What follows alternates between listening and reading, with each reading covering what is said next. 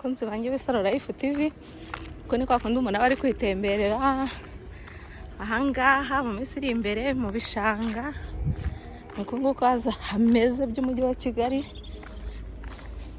Nukuvuga ngo mu minsi iri imbere ntabyo kuvuga ngo wenda ngo agiye kure y'umujyi, nukuza hano wifatira akayaga, urabona ukuntu haba hameze, haba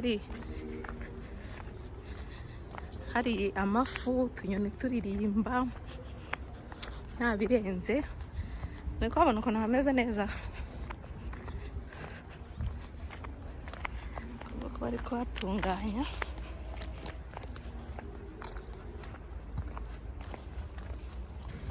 Bakunzi banjye rero murabona yuko mu minsi iri imbere ibishanga hano rwose bizaba biryoshye, hari amafi ameze neza cyane, muri kubibona.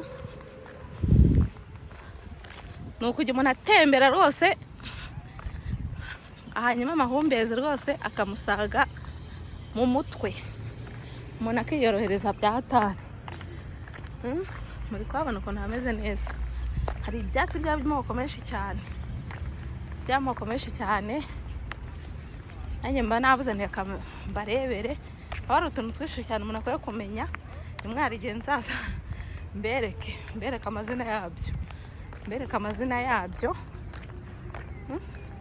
Hagiye harimo ibimera byinshi cyane, byinshi kandi bifite akamaro mu buvuzi buri natirere.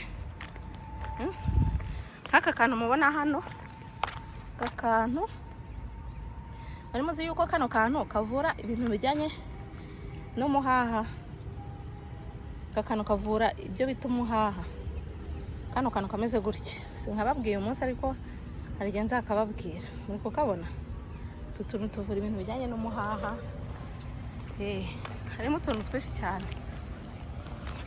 twinshi cyane, hararyoshye.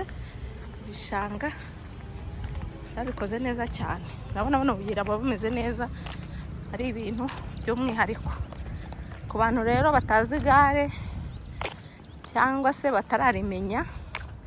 Naha muzajya muza kurigendaho mukora amasiporo, ni byiza cyane.